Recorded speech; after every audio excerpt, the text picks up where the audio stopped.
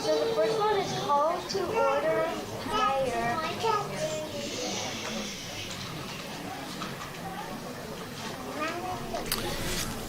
Bear with us for a minute. We're waiting for a wireless microphone. There's a lot of walking around we have to do to get everybody sworn in.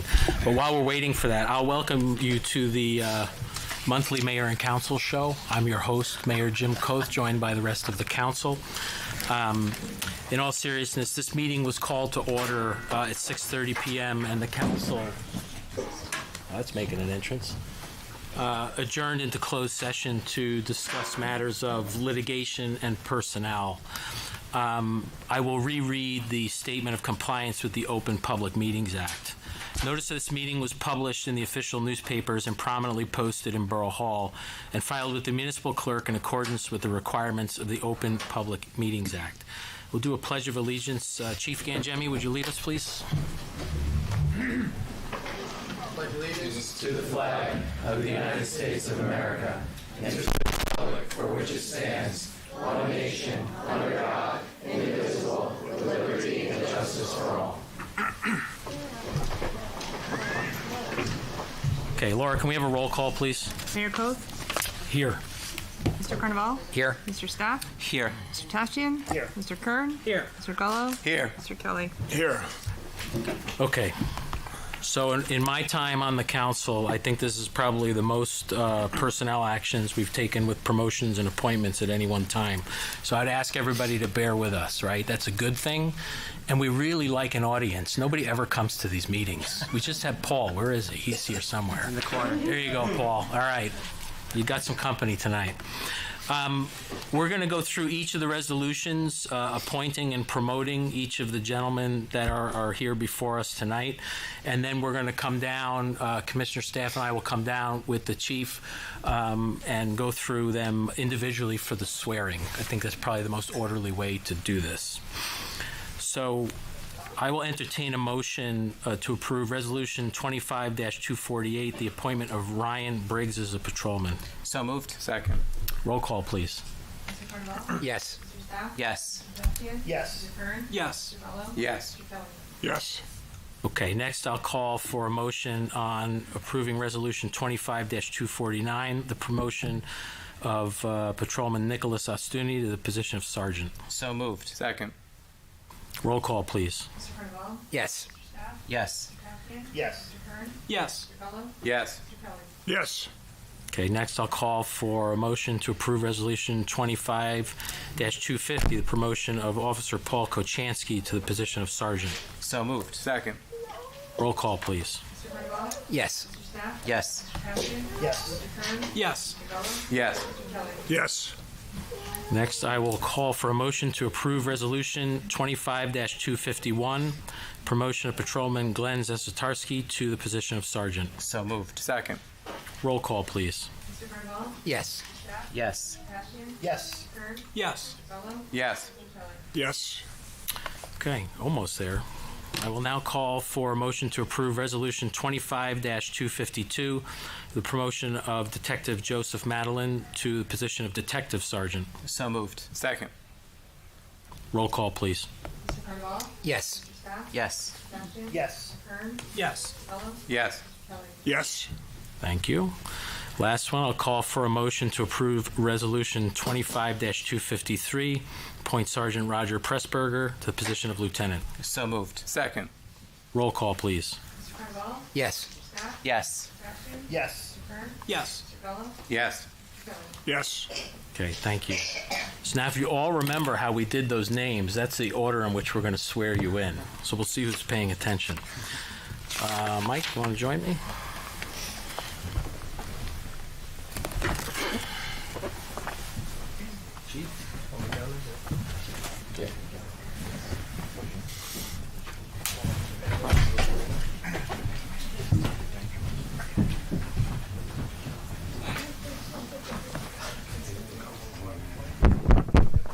All right. So before we swear Ryan, yeah, I'm not going to trip. I've done this before. You guys all know these things, right? You've signed them at some point when you became a patrolman. I'm going to give you this when we're done. You sign it, hand it off to Laura. It's all official. All right?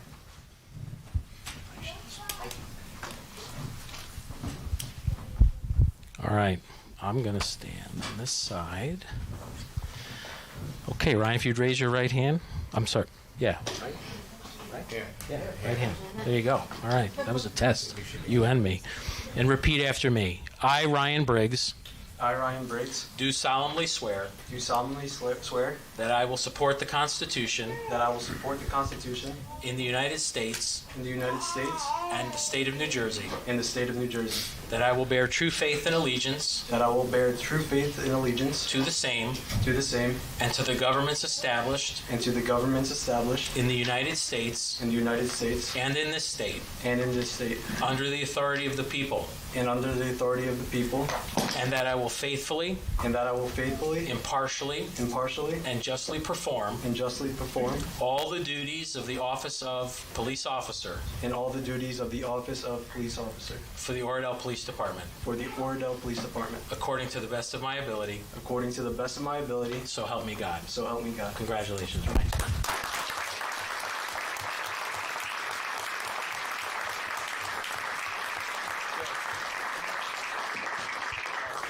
Thank you. Congrats.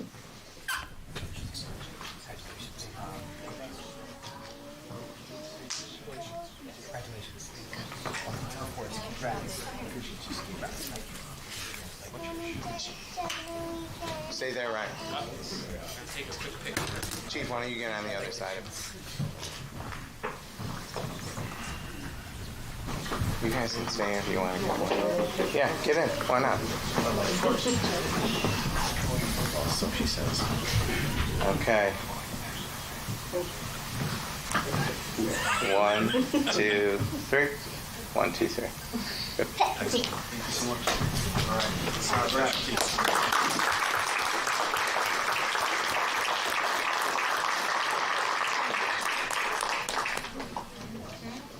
Okay, who's next?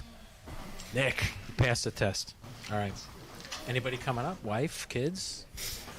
Wonderful. Beechwood Road's coming up. Oh, Beechwood Road?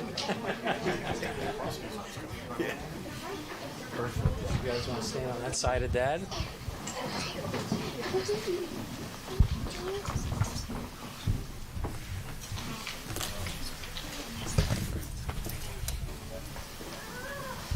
Okay, Nick. You're going to place your hand on the Bible, raise your right hand, and repeat after me.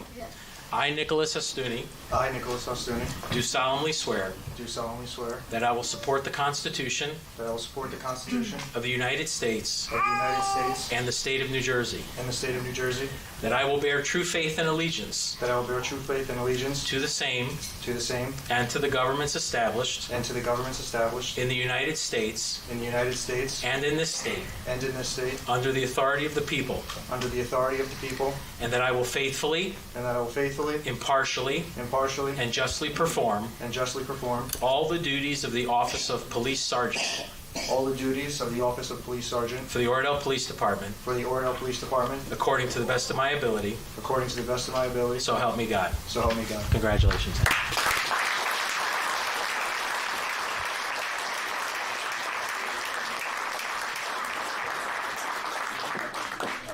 You guys want to get in?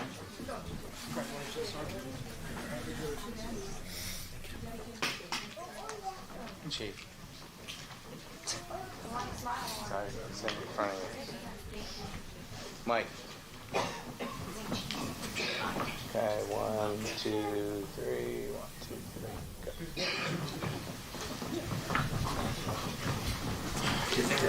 Go.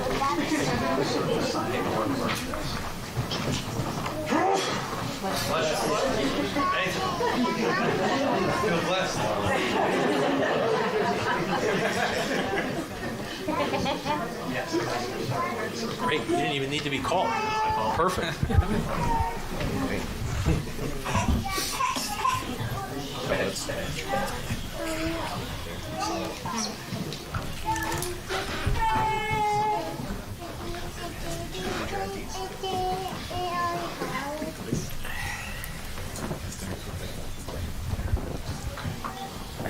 Set. Repeat after me. I, Paul Kochansky, I, Paul Kachansky, do solemnly swear do solemnly swear that I will support the Constitution that I will support the Constitution of the United of States the United States and of the state of New Jersey, and of the state of New Jersey, that I will bear true faith and allegiance that I will bear true faith and allegiance to the same to the same and to the governments established and to the governments established in the United States in the United States and in this state and in this state, under the authority of the people, under the authority of the people, and that I will faithfully, and that I will faithfully, impartially, impartially, and justly perform and justly perform all the duties All of the the duties. office of Police Sergeant all the duties of the office of Police Sergeant for the Oradell Police for the Department Oradell Police Department, according to the best of my ability, according to the best of my ability, so help me God. so help me God. Congratulations, Paul.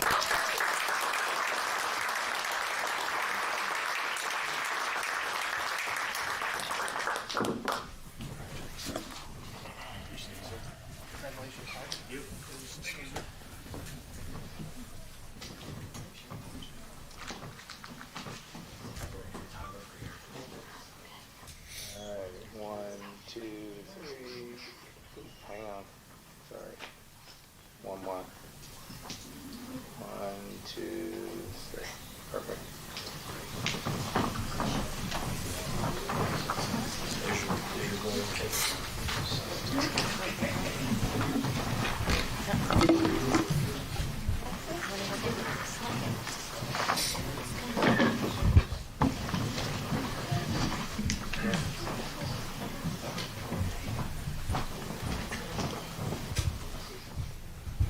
You ready? I'm ready. All right. You'll raise your right hand, place your left hand on the Bible, and repeat after me. I, Glenn Zesitarsky, I, Glenn Zesitarsky, do solemnly swear do solemnly swear that I will support the Constitution that I will support the Constitution of the United of States the United States and the state of New Jersey, and the state of New Jersey, that I will bear true faith and allegiance that I will bear true faith and allegiance to the same to the same and to the governments established and to the governments established in the United in States the United States and in this state and in this state, under the authority of the people, under the authority of the people, and that I will faithfully, and that I will faithfully, impartially, impartially, and justly perform and justly perform all the duties of the office of Police Sergeant all the duties of the office of Police Sergeant for the Oradell Police Department for the Oradell Police Department according to the best of my ability, according to the best of my ability, so help me God. so help me God. Congratulations, man.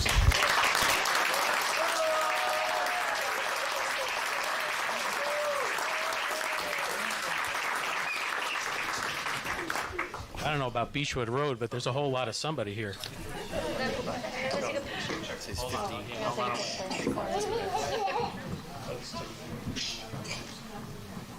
got to thank him for his PBA cards. He's showing up. Sorry. I know, I'm short. All right. 1, 2, 3, and 1, 2, 3. Perfect.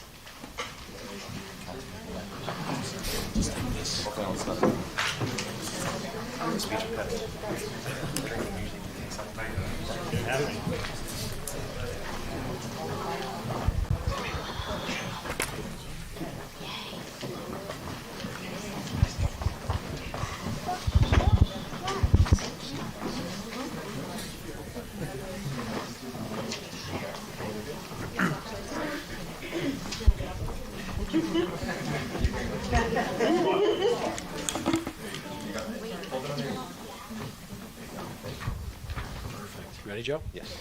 You repeat after me. Raise your right hand. I, Joseph Madeline, I, Joseph Madeline, do solemnly swear do solemnly swear that I will support the Constitution that I will support the Constitution of the United States of the United States and the state of New Jersey, and the state of New Jersey, that I will bear true faith and allegiance that I will bear true faith and allegiance to the same to the same, and to the governments established to the governments established in the United States in the United States and in this state and in this state, under the authority of the people, under the authority of the people, and that I will faithfully, and that I will faithfully, impartially, impartially, and justly perform and justly perform all the duties of the office of Detective Sergeant all the duties of the office of Detective Sergeant for the Oradell Police Department, for the Oradell Police Department, according to the best of my ability. according to the best of my ability. So help me God. So help me God. Congratulations, Joe.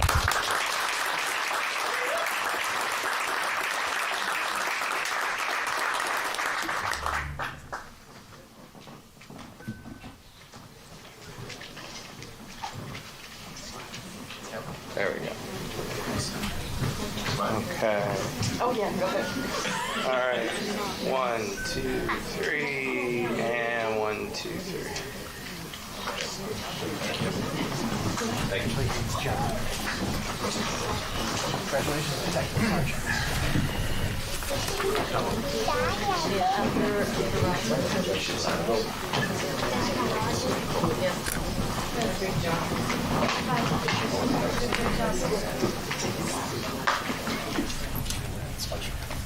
Ready, Jacob?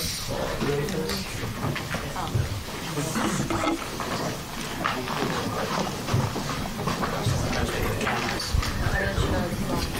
You ready?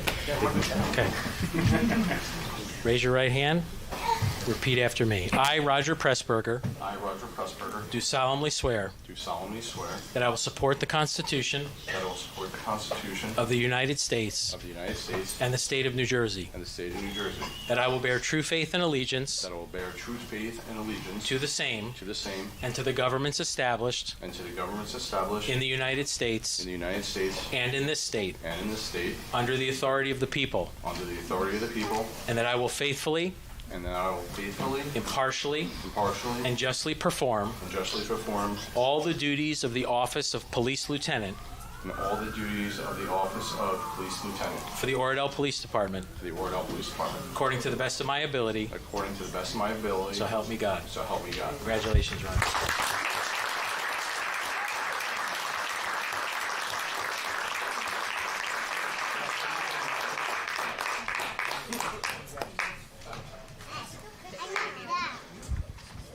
Don't leave.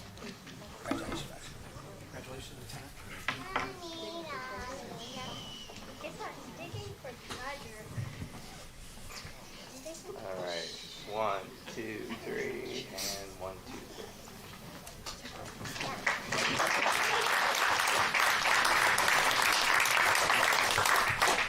I'm not that big dead.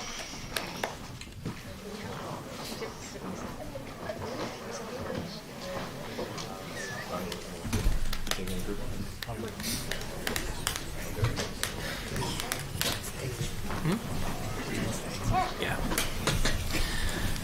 So I know you don't all want to stay here for the rest of our meeting. So I think I'm going to do a 5-minute adjournment to allow everybody who wants to be on their way to exit the council chambers, and we can talk about some really exciting things after you guys leave. Unless you want to stay, you're more than welcome. So I don't think we need a motion, but we'll adjourn for 5 minutes to let everybody get on their way.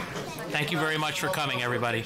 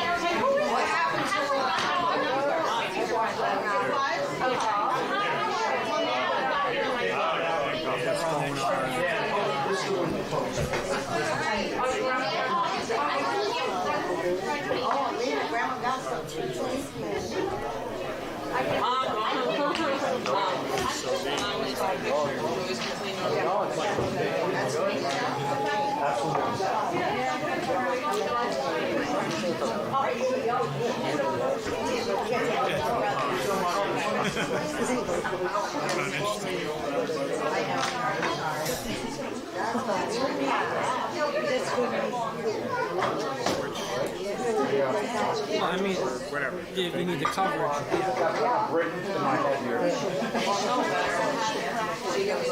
Yeah, exactly. Your brain just came on and you just look at the house.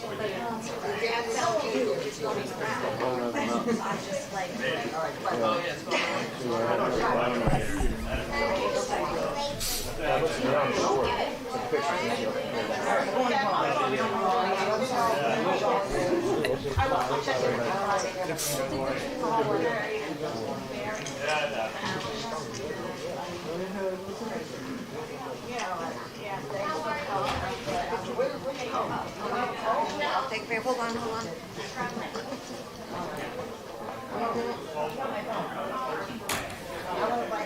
Here, we'll do more in the hallway because they're meeting. Yeah.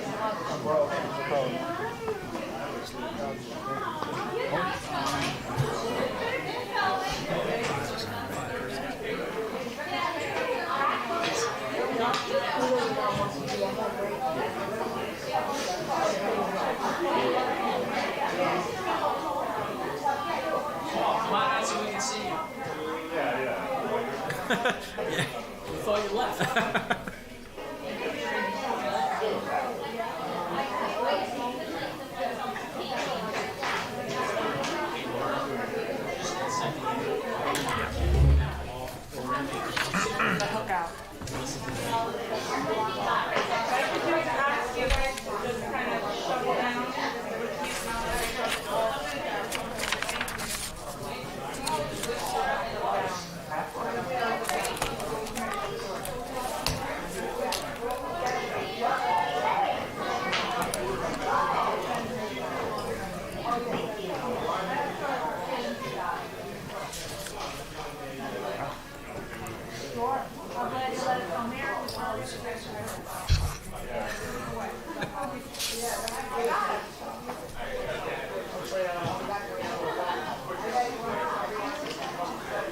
Okay. Next on the agenda is old business. I just wanted to take an opportunity, and I would ask Council President Carnaval to chime in on what he would like to add as well, to continue the discussion at the council level on evaluating whether or not the creation of a joint land use board would make sense for the borough. Since our last meeting, the planning board has met.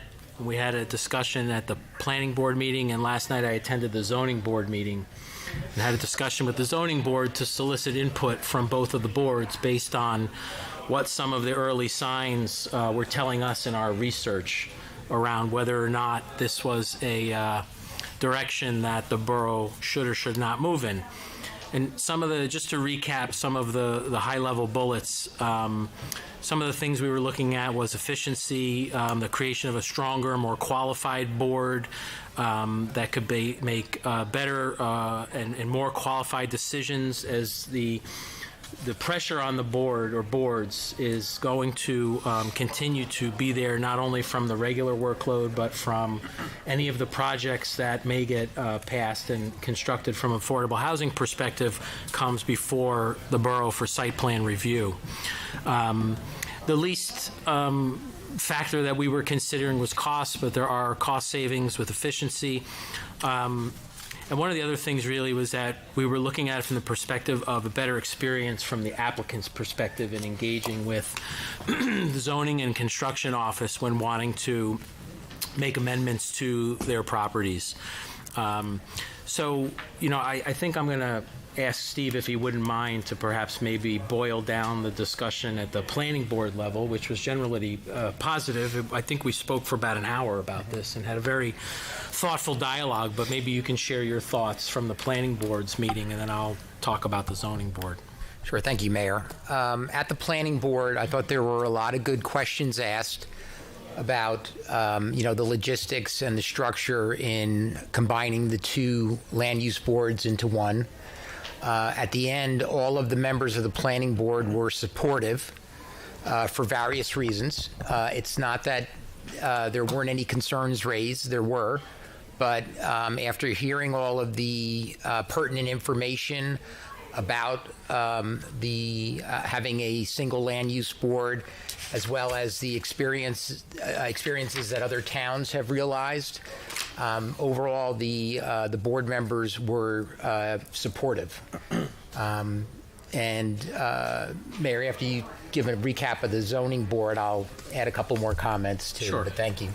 Yeah, my effort to attend the zoning board meeting was really to try and replicate the discussion the planning board had.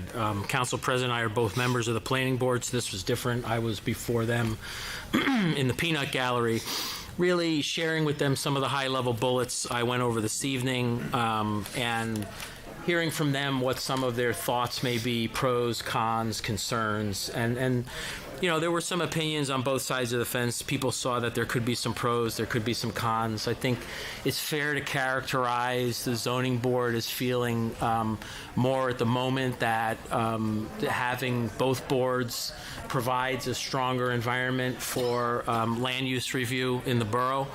I think there's still educating that we need to do as a council and that we need to do with the public and with the boards to really put a comprehensive package together and be able to make a decision at some point as a body on whether or not this makes sense, having done our due diligence and having sought public input.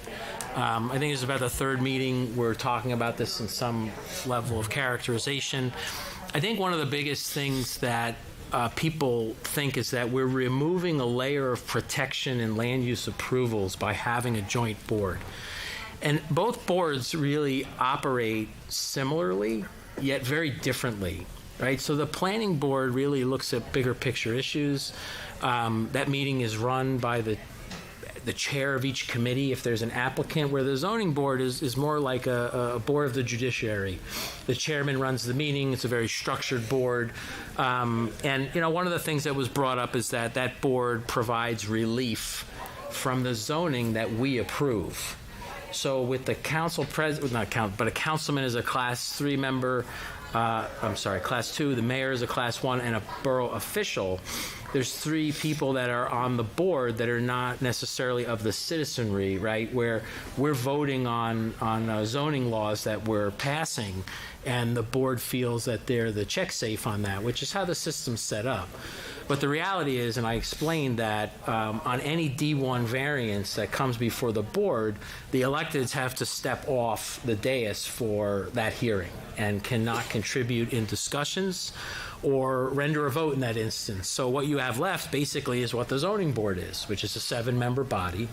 The combined land use board, I believe, is a 9-member board with up to 4 alternates. So it's a little bit of a larger board. And, questions arose over workload, right? Will combining the land use boards just create more work for the combined board, where because we have different volunteers on both boards, that workload gets divvied up? So these are along the lines of which the questions that came out. I want to say from everything that I've researched and every professional or attorney that I've talked to or other mayor who has a combined land use board, the feedback has generally been positive, and the process has generally been the same. There was resistance at first, because the level of education around what the goal was and what the result would be was not there, or people just didn't have the time to digest what the concept was. I can assure people that it is not removing a layer of protection from the borough enforcing its zoning code.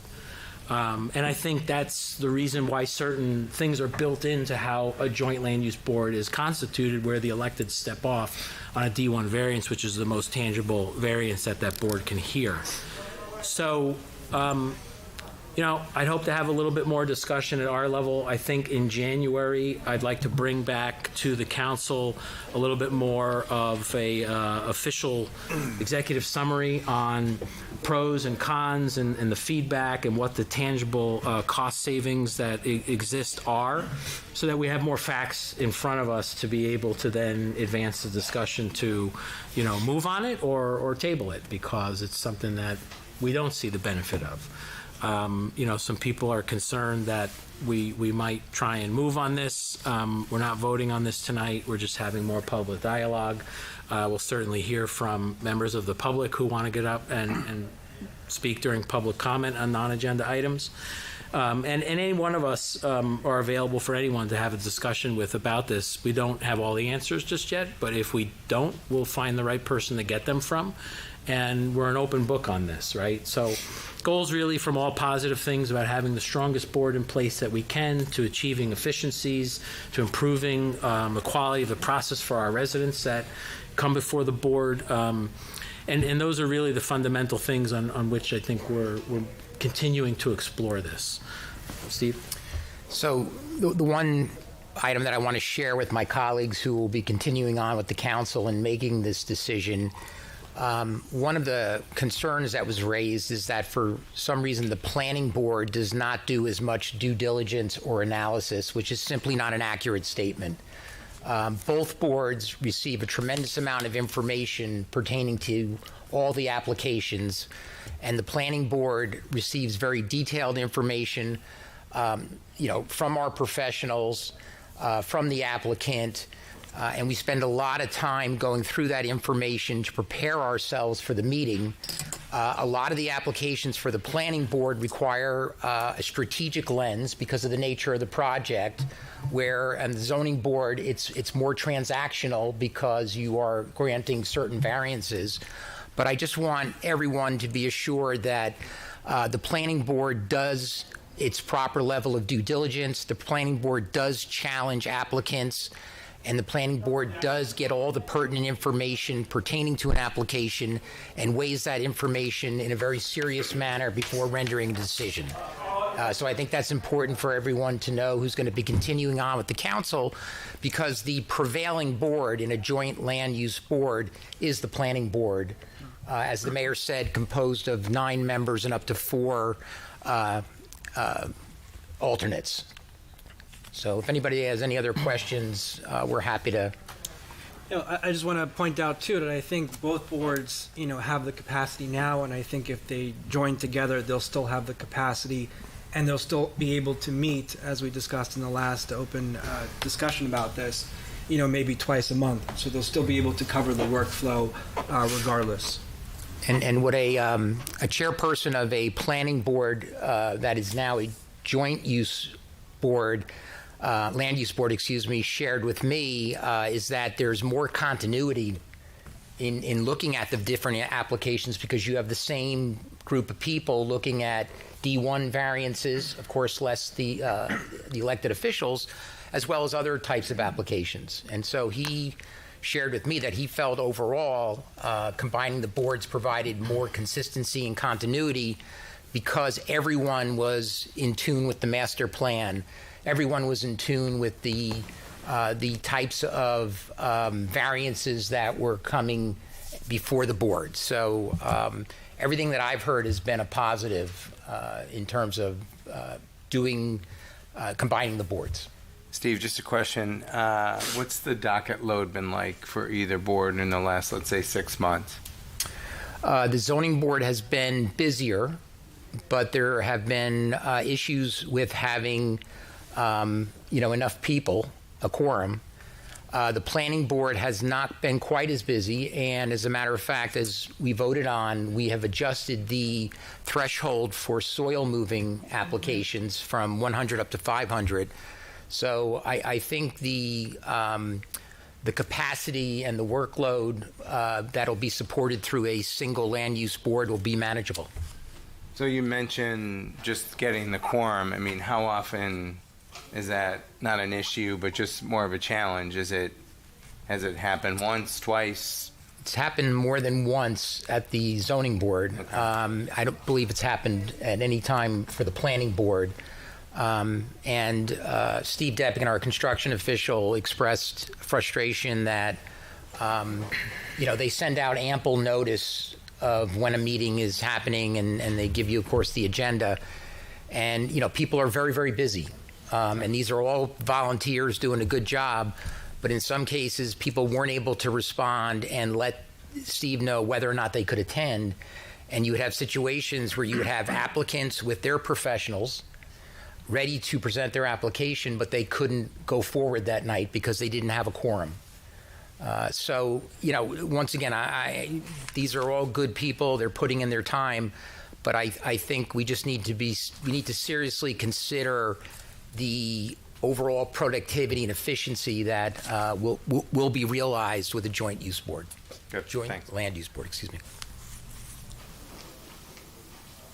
Yeah, I would agree with that. I appreciate the color here. That was my concern, was capacity and maybe overload, but I think that having a full board with a full roster of alternates would be helpful. I know one of the past meetings I asked our engineer, or I made the comment, if it's not broke, don't fix it, but the comment was that it was broke. And yeah, we can't have, if we had boards that are where they can't go to quorum, as you mentioned, residents and their architects, et cetera, showing up, that we can't have that. So that's why I'm in favor of that. The other point would be capacity and getting busy. Then I am in favor of having, at least maybe even with the same our body here, scheduling 2 meetings a month, and if it's not busy, then they can cancel it, right, going forward. But certainly have a full, robust board of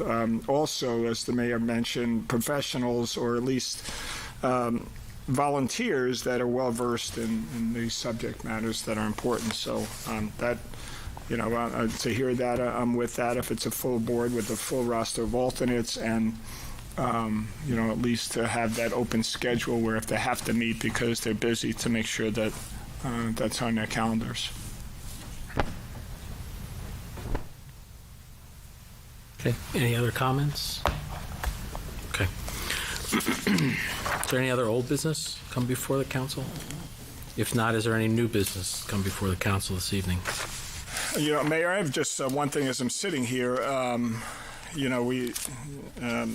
borough and you ran a great meeting last week, if that's what it was, about affordable housing. One of the residents made a good comment about why don't we have and I've chatted with some of them over the months, et cetera, some of our elected officials, our assembly people, come down and stand in front of the podium here, or at least to have open meetings to tell us what's going on at the county level and what are the hot button topics. I also mentioned to them, to interface and network and have roundtable discussions with other towns that are very similar to ours right around here. So I'd be happy to reach out to them, to invite them somewhere, just to really open up those lines of communication of some of those frustrations that were voiced last week, and everything else that's going on that affects our residents, and that they're representing us, our elected officials. It'd be great to have them come down here, and I don't know what the correct forum is, but I think that's a great idea that our resident raised. Yeah, it's a good point, Tom. I've discussed this with some of the council people as I've met with each of them about what our goals for 2026 are. I'm sorry I didn't get to hear this from you before the meeting because we're having our coffee tomorrow, which I look forward to.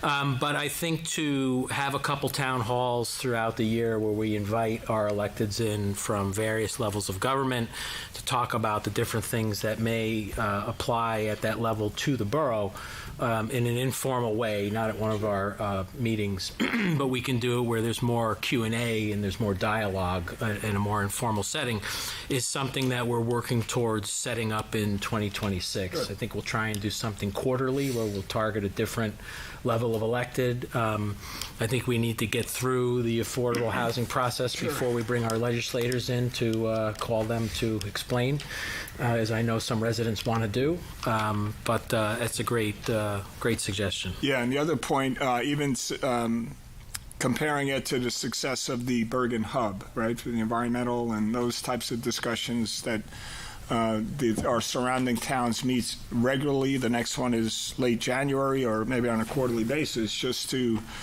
connect with some of the local towns around here and how they're, what they're doing, what are the hot topics, how they're,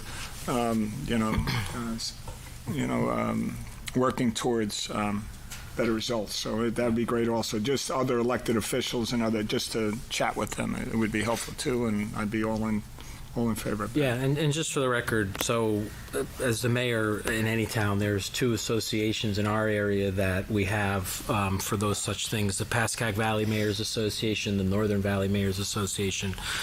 And we have various state officials, we have county officials, we have legislative officials come in and talk to the mayors. Pascack Valley is about 13 towns, I believe. Northern Valley is even larger than that.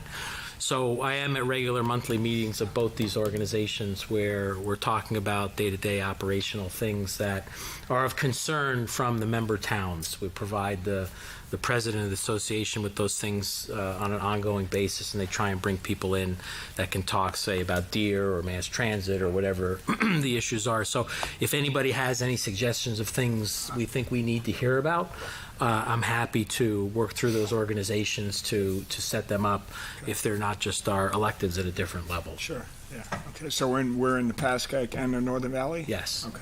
Good. Yep. Didn't know that. Thanks. Okay. Any other new business? Yeah. Now, Laura, can you read the correspondence into the record, please? Two pieces. First is notice of public hearing from December 15, 2025 from the applicant Golden Pure Therapy to the zoning board, and the second is notice from the Borough of Dumont regarding a pending ordinance for redevelopment and housing law. Okay, thank you. Entertain a motion to open for public comment, non-agenda items only. So moved. Second. All in favor? Aye. Any opposed?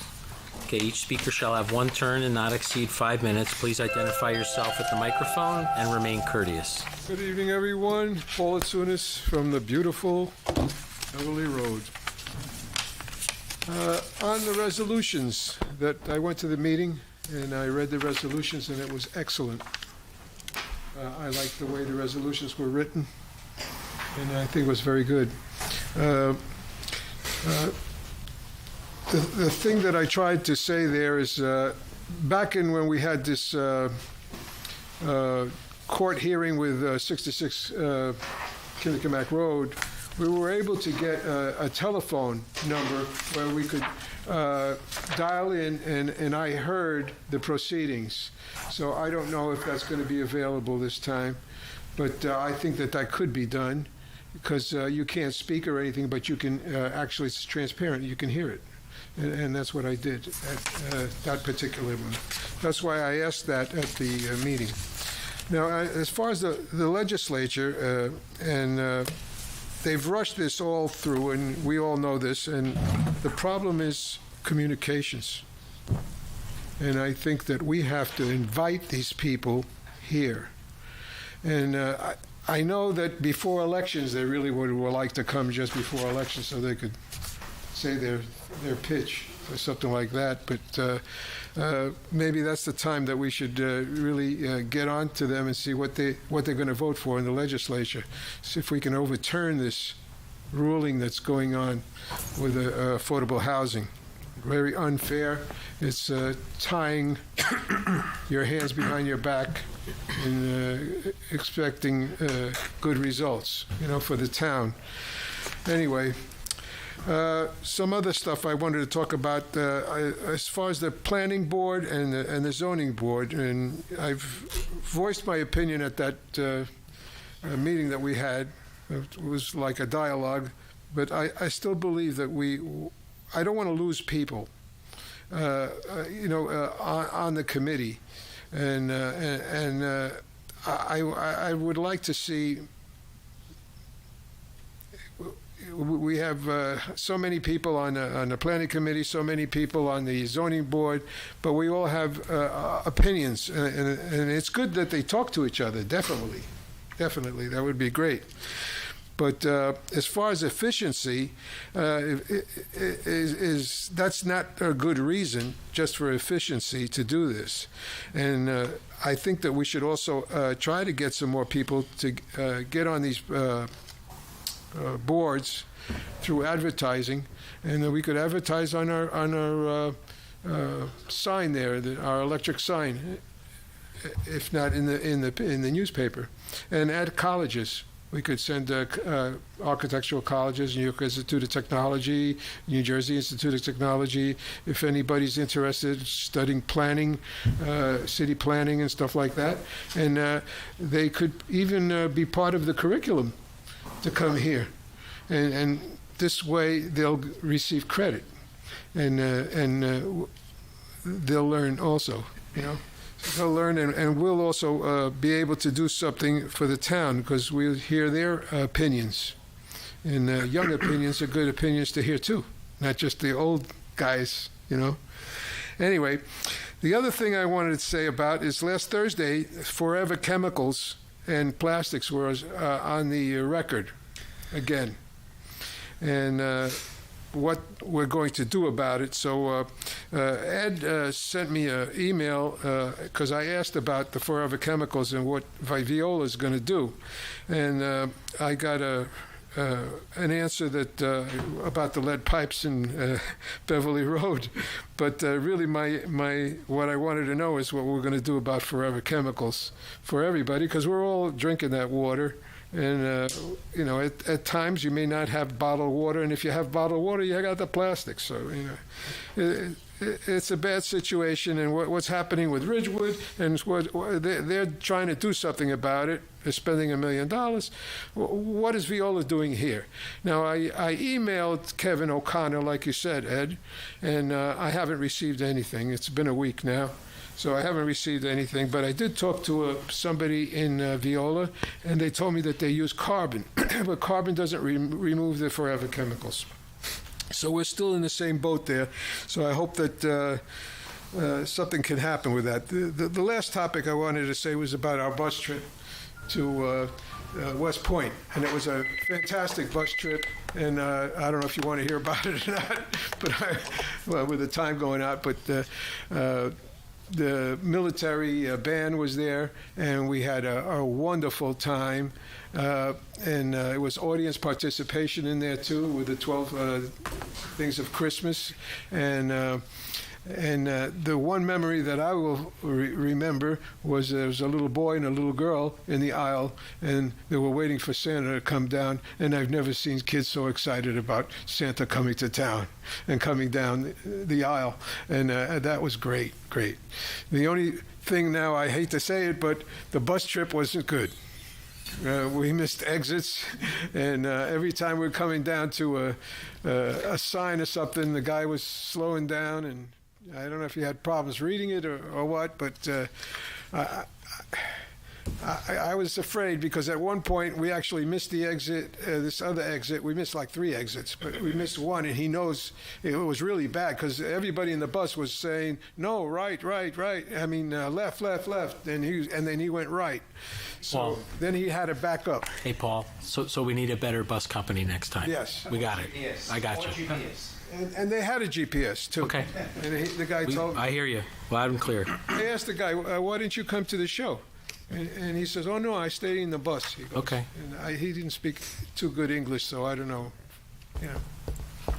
But that's my report. Thank you for sharing. Anyone else for public comment on non-agenda items?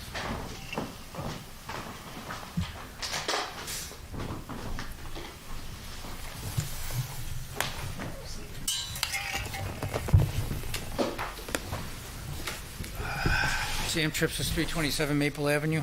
I want to talk about historic preservation, and I don't feel when I moved in here in 1990, I looked around and saw it looked like we were doing a great job. I didn't see many tear downs. I didn't see too many developers trying to change our town. But in the last few years, that's what I'm seeing. And I pay attention to everything. And one thing that bugs me really a lot, and I saw it in June, is 445 Kindercamac Road and how that house got targeted, and then the next door got joined in to combine a bigger lot to build multiple units that I could never imagine, where I thought we were protected because of fair share housing, not going past Orchard, and all of a sudden it changed. So one of those houses was 445 is here in 1916, and there's the family, there's the house, and then the Trask family. So, both of the Greg Trask's uncle and grandfather were on the fire department in those years, and even a chief. One of the grandfather was a chief. Volunteers of the town, generational people, and we don't know these things because we don't pay attention to the history of the town. And I think we should have done a better job in preserving that row of Queen Anne's. So I think that artificially these things got targeted, and it's, I could understand, the office buildings north, getting targeted. Well, you want to change them to from office to residential.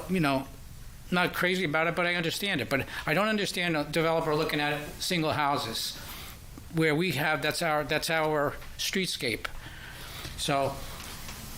And also, when these houses go, it's going to put a hole in the street, and they're tearing down the barns in the back, which were, originally before cars. That's how we evolved from horse and wagons. I mean, our whole history is being challenged here, and it's next to a historic site.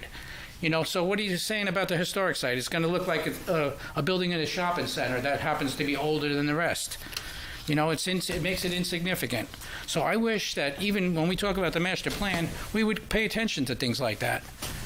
It's unfortunate, but we knew this back in June, and I'd love to know who thought that was a great idea. I know the developer came forward, but maybe we should have said, look, why are you looking at this property instead of leading the horse to the water? And I think that's what happened. The house next to 445 wasn't even for sale. And that happens more times than you're not, that the developer will know about that, knocking on the door. Next, the mayor and council in 1924, and I probably said this, I repeat myself a lot, but in 1924, we had the Haig farm, and you might know the name Haig from Carolyn Haig, who was also a generational family here. The Haig farm was 40 acres, and it went from Ridgewood Avenue up to the firehouse and back to Memorial Fields. A developer from New York bought it. People found out. They said, no way. This is not what we want. New York style, development with small lots. So the mayor and council thought the same. Mayor and council pooled their money, bought the property back from the developer, sold it to another developer for a profit, took those funds, put them back into the town, donated that money back into the town. And in the end, one of the conditions was we were going to get a park out of it, which we got Memorial Field. All that is kind of lost in time. Open space, because it was an influence from the council. So I'd like to see that kind of thing instead of saying how we have to develop. We're fully developed. But the open space was great, and I'm glad they did it. Last thing, I couldn't attend the meeting on affordable housing. I had a conflict so I couldn't get up to the school. But I wish I could. I wish I could have spoken, because I would have talked about a little bit of this. Wow, 5 minutes fast.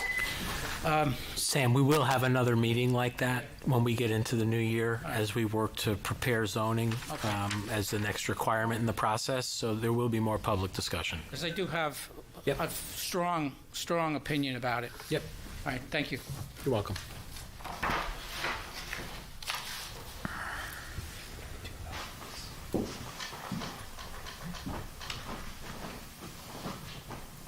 Good evening, Mayor. Good evening, Council.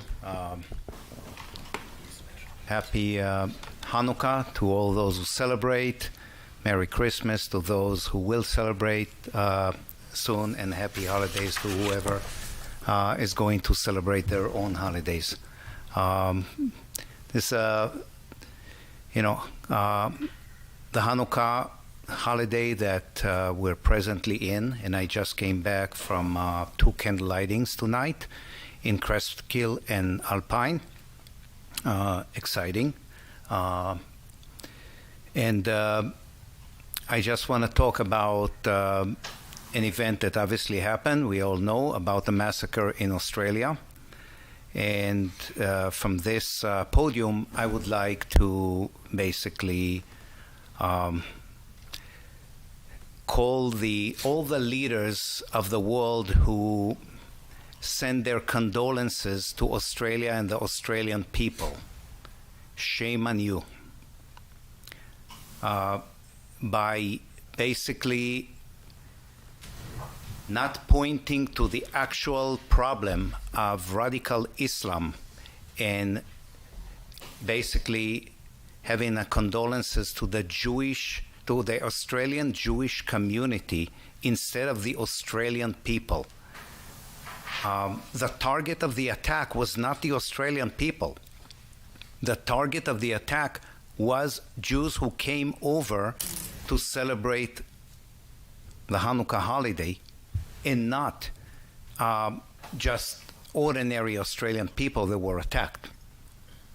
The issue is with radical Islam.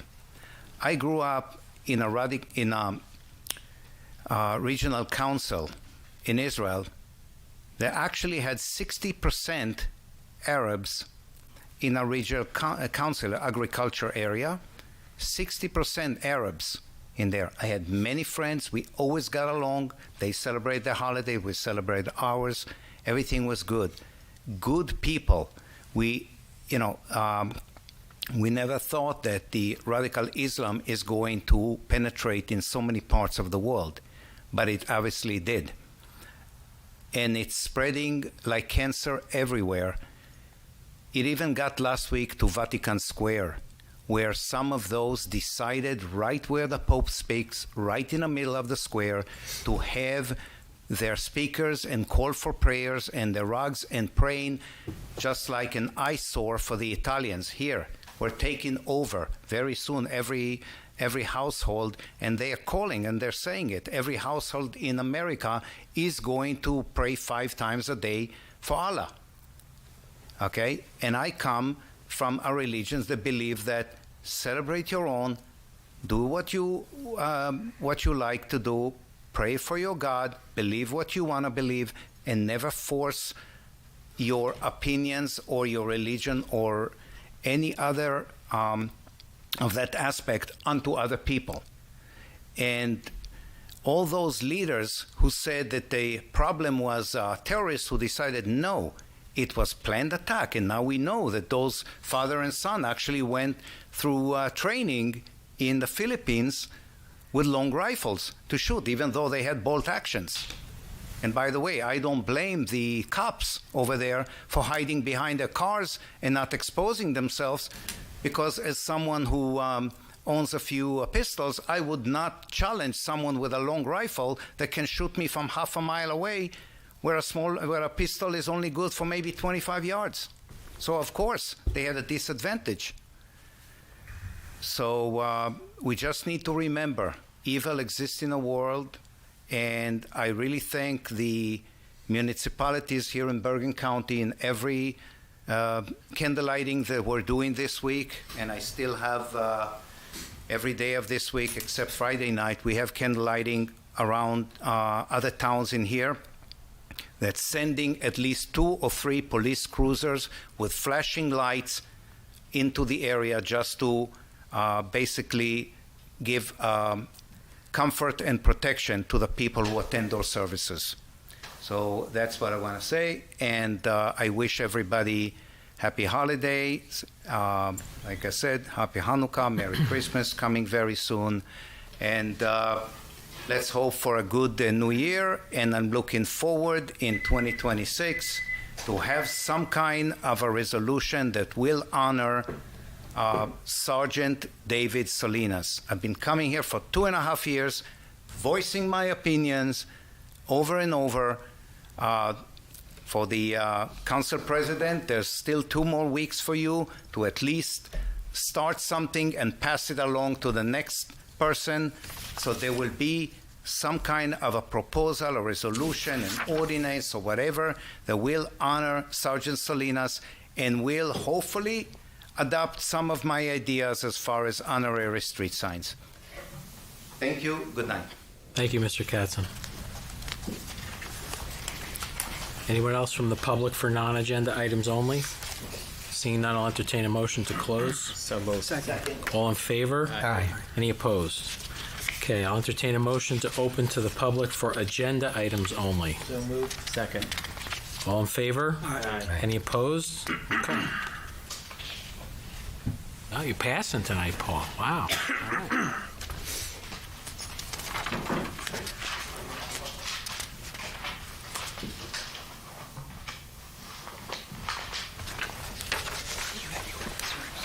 Just a small clarification, Mayor, on 25270, Weekend Warriors, $5,000. Is that the entire contract is $5,000? It's a not to exceed number. So it's an hourly rate that cannot exceed $5,000. That's the cap. Per week or total? No, period. That's the total contract value not to exceed. Okay, and is that for redoing the town's website?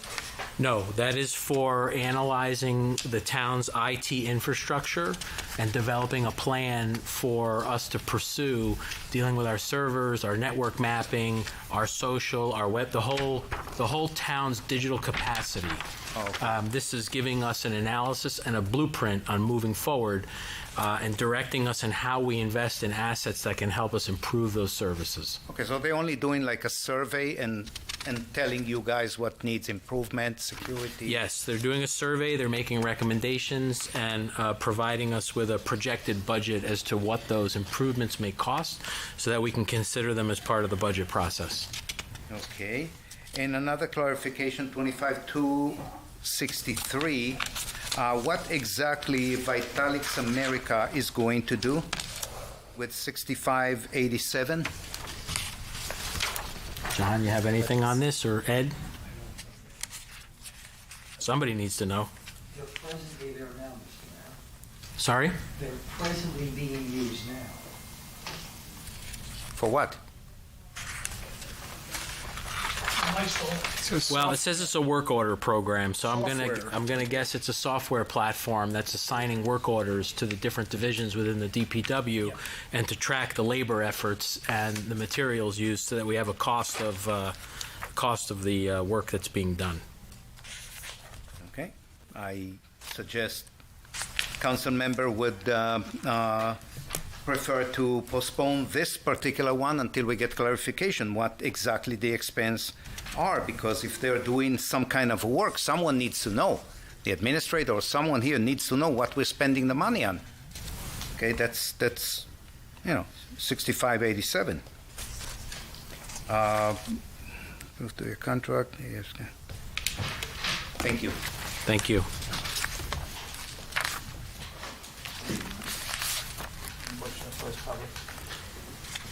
I didn't ask for one yet. I'll now entertain a motion to close to the public. Well, it's making a motion. Thank you, Mr. Tashjian. Second.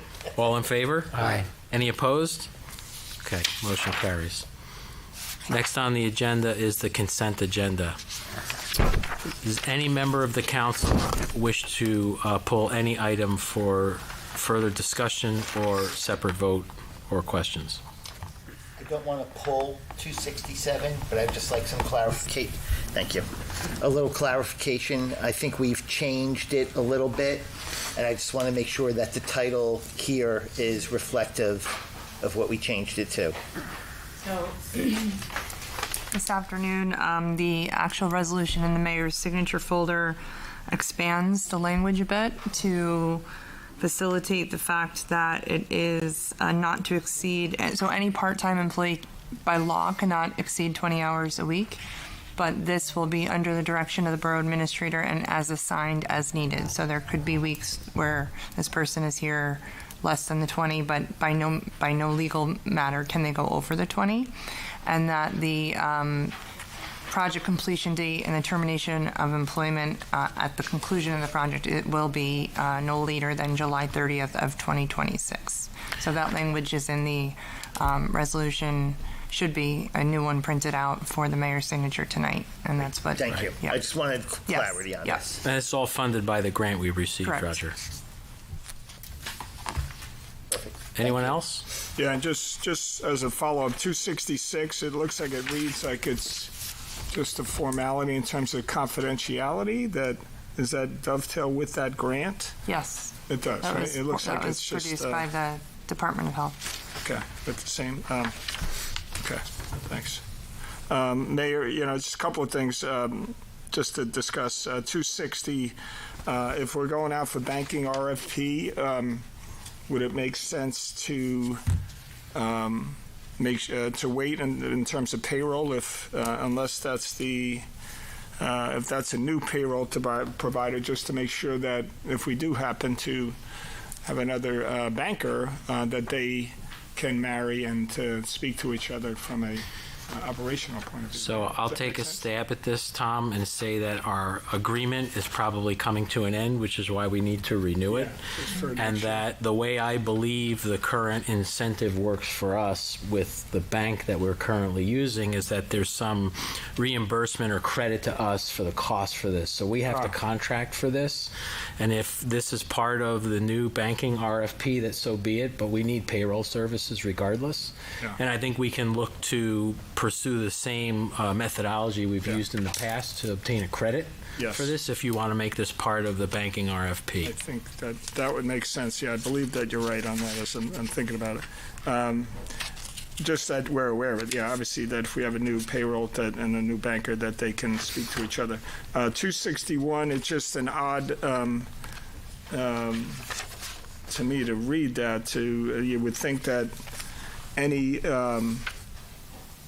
bidding, if it's public bidding versus competitive bidding, is that just a legalese kind of? So competitive contracting is an approved method of procurement in the state's procurement law, which allows you to base somebody's unique skills and qualifications off of the scope of the service you're looking for.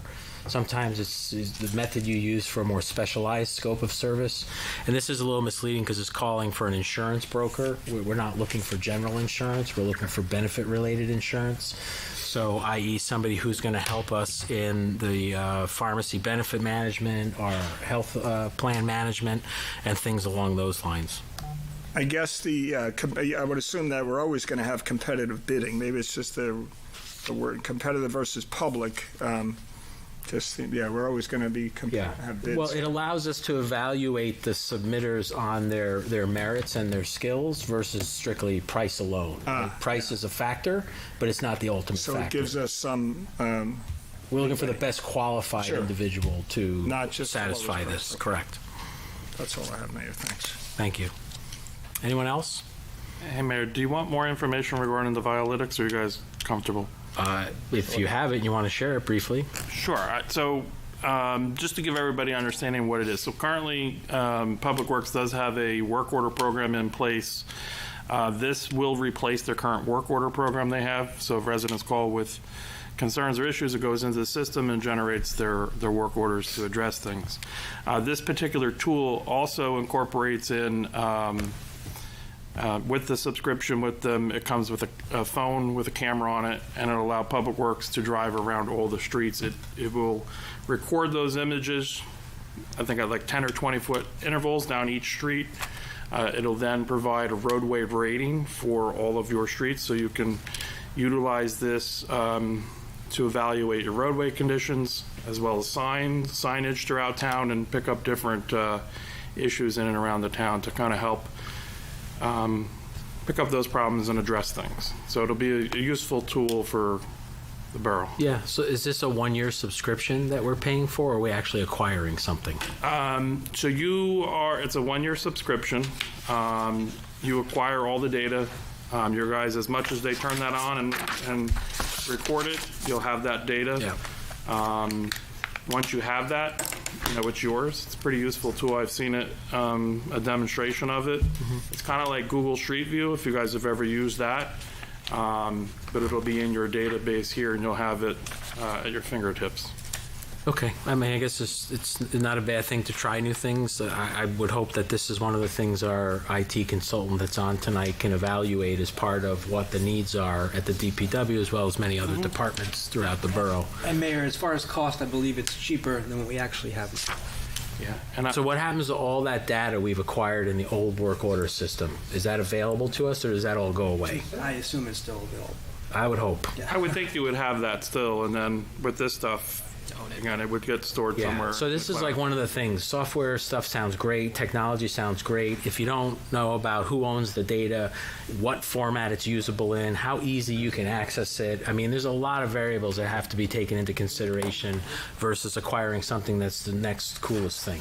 Yeah, so this data here, you'll be able to integrate that with your stormwater management data stuff. It all works off of Ezra. Hold that thought, because we're going to get back to you on stormwater management. Sure. I have a few questions. Okay, thanks, Dave. I Mayor, appreciate just sorry to, I don't know if I interrupted you, but if 270 is on the employee handbook and some type of update. No, that was removed. I'm sorry? That was the employee handbook was actually removed. It was, okay. Yeah, employee handbook, we're going to handle it sine die. Okay. Just the IT thing is on here as resolution 25270. Yeah, it would just be great to see the employee. I've never seen one. Yeah, it'd be great. Just two things I would want to mention. 25265, approved submission of community development block grant for ADA ramps. I work closely with the administrator and our DPW superintendent and our engineer to actually take one of these block grant programs and apply it to something that really has a profound impact on our community. We're very limited in what we can apply for in this grant program, but you all may remember the gentleman that came before us probably 2 years ago almost at this point, about how accessible Oradell is at crosswalks and drop curbs and other things. He's wheelchair bound. They did a report with the Girl Scouts, and I thought it was a really excellent thing that was done, and I'm hoping that we can use this as a catalyst to start addressing a lot of the issues where we don't have ADA curbs.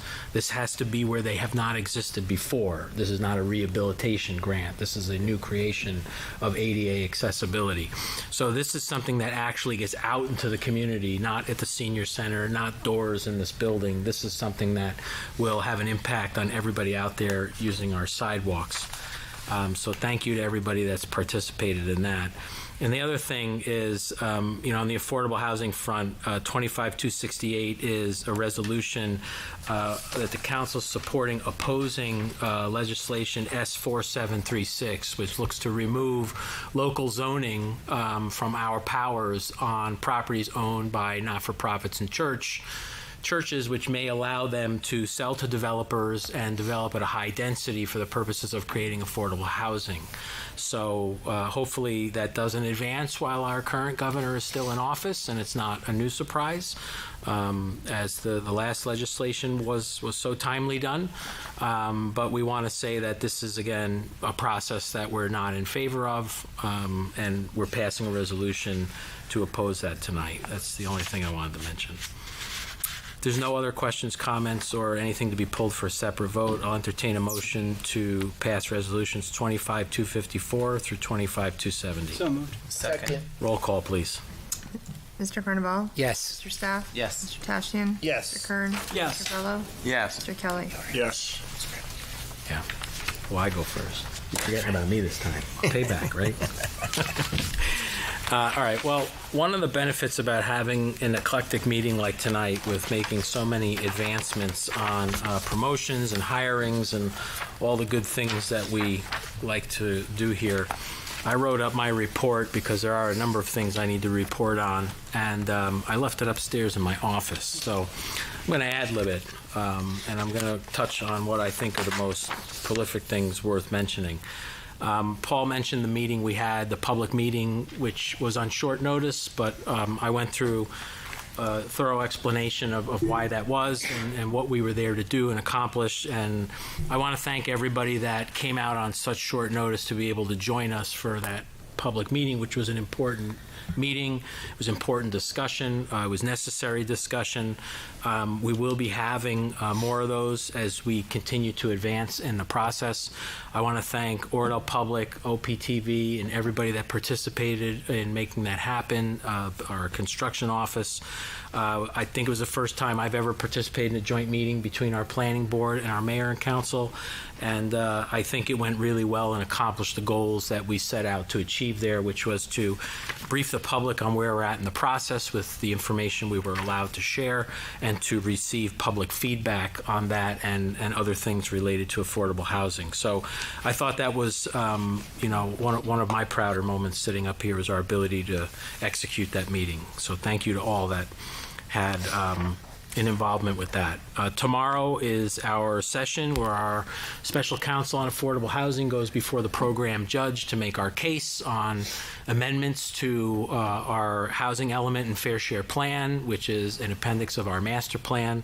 That is what we have received objections to from various property owners and developers for what they'd like to do with properties.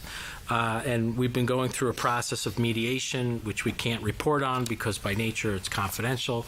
But as I said, I'll continue to say, I'll always be consistent on this. We're looking to pick the best of the worst and work. I can tell you this, I spent a lot of time on the phone today with our various consultants and one of the developers trying to reach an agreement that's equitable and fair to both the borough and the property owner.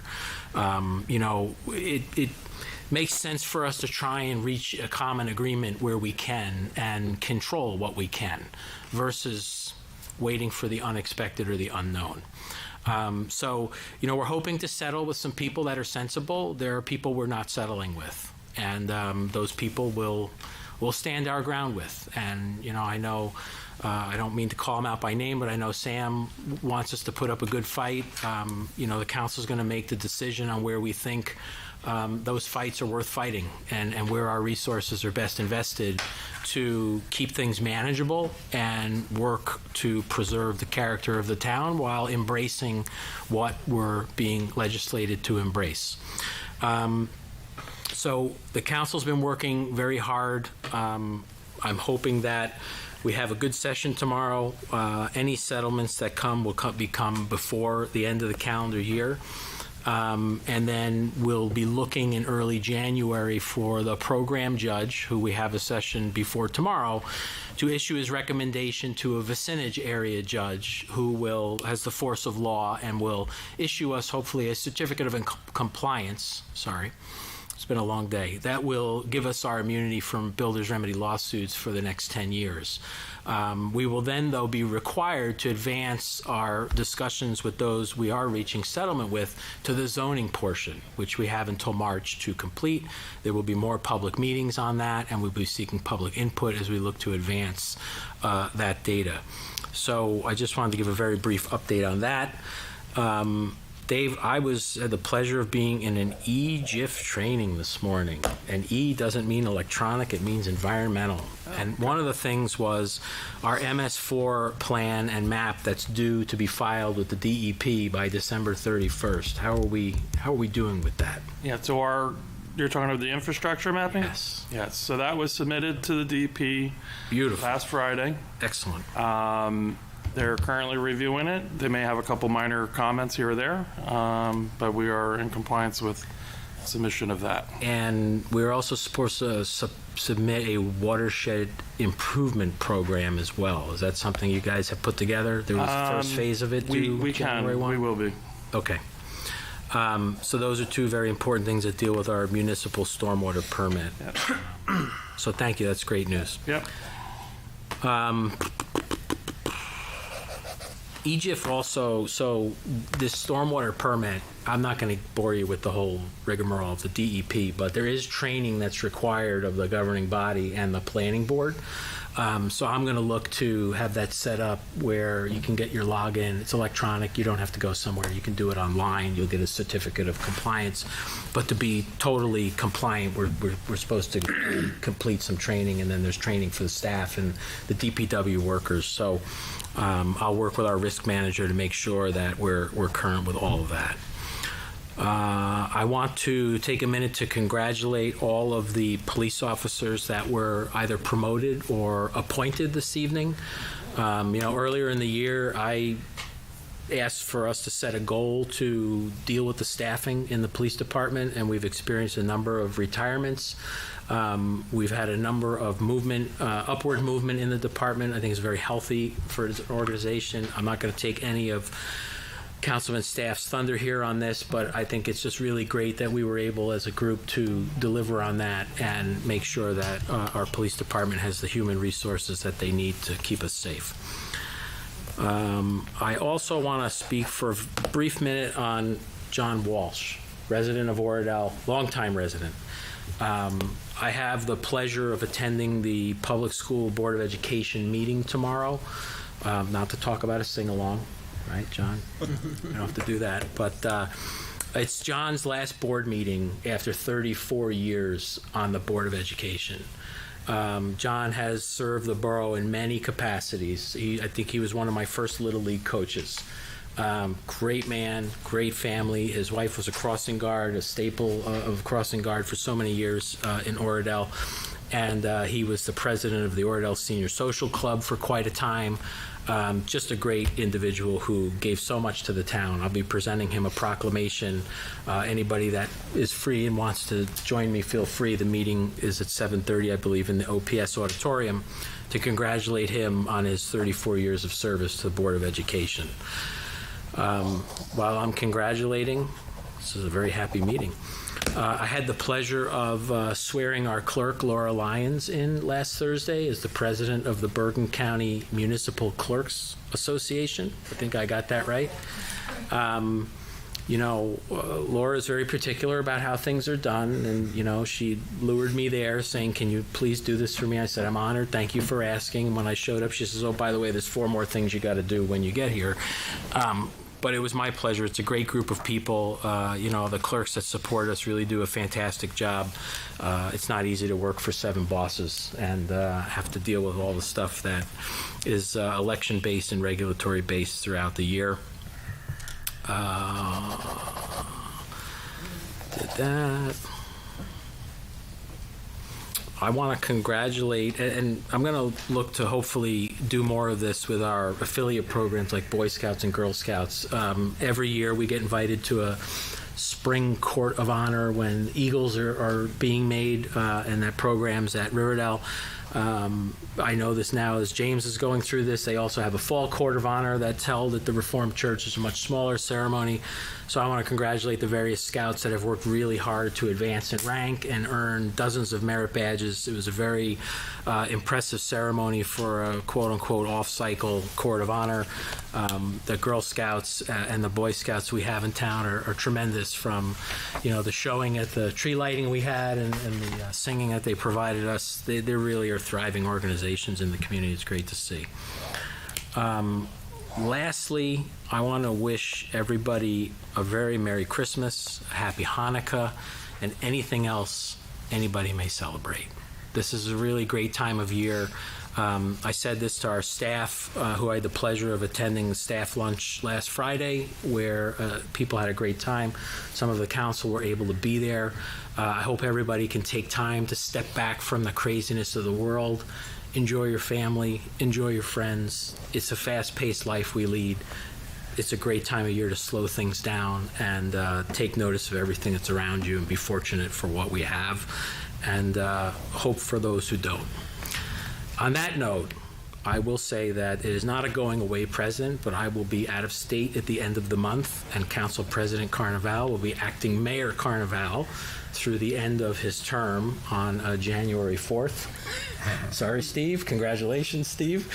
But, fitting way, I think, for Steve to end his term, and I'm going to have a lot more to say at our Sinai Die meeting about both Council President Carnival and Councilman staff and their longstanding service to the community. We're losing two great leaders here from the council. I know they'll miss this so much. No? Yes. You guys get to have popcorn now at home. But more to be had at our Sinai Die meeting on that. And with that, I'm going to turn it over to Council President Carnival for his report. Thank you, Mayor. We have a first reading. Ordinance number 25-11 is ready for first reading. Will the Borough Clerk read ordinance number 25-11 by title only? An ordinance by the Borough of Oradell amending the Borough of Oradell Code of Ordinances to repeal Chapter 130 entitled Flood Damage Prevention, to adopt a new Chapter 130 entitled Flood Damage Prevention, to adopt flood hazard maps, to designate a floodplain administrator, and providing for the severability and the effective date. Okay, so I think we got the explanatory statement with the title only. Steve? I'd like to make a motion that ordinance number 25-11 be passed on first reading and published in the Monday, December 22nd, 2025 edition of the Bergen Record. Second. We have a roll call, please. Mr. Carnival? Yes. Mr. Staff? Yes. Mr. Tashian? Yes. Mr. Kern? Yes. Mr. Gullo? Yes. Mr. Kelly? Yes.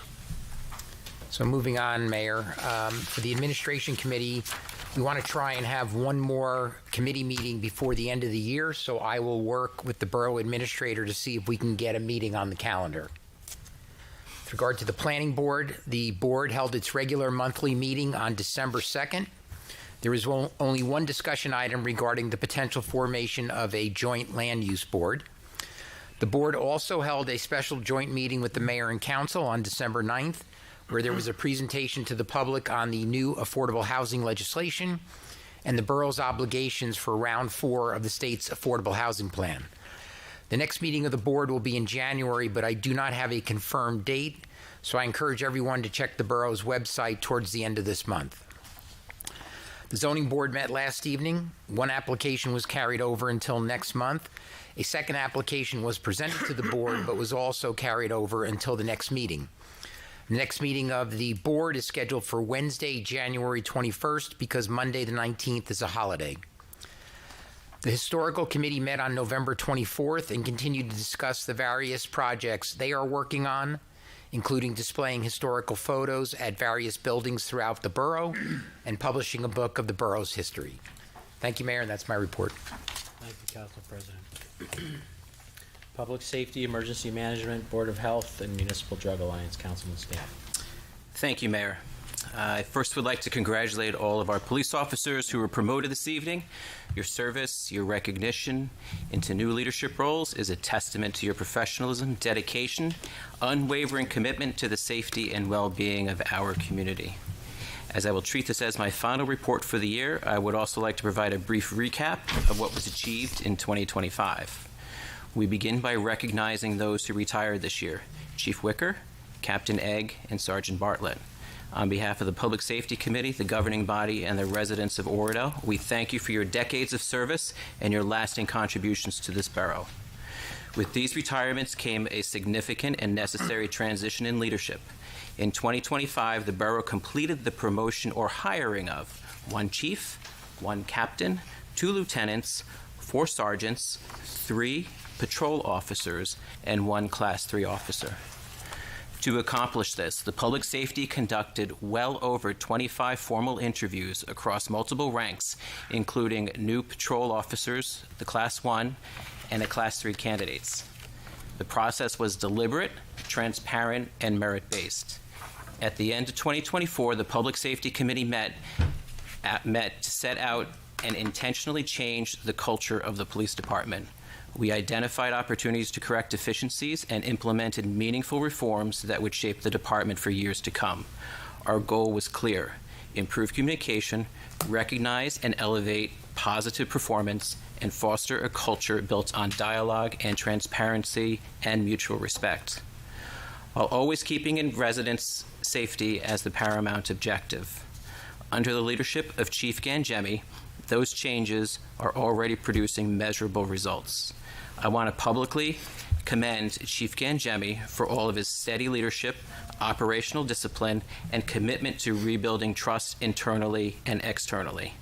Just for the record, Chief Gangemi is also partaking in an FBI training class. We're very much interested in developing the bench across all ranks. Also, I would like to thank Jan McBride for being that person who keeps the operation running efficiently and, most of all, compliant. For the first time in 30 years, the borough promoted a captain with the intent of maintaining a fully staffed command structure. This staffing model allows the chief to reduce overtime expenses, increase patrol coverage, and enhance the department's presence in the community.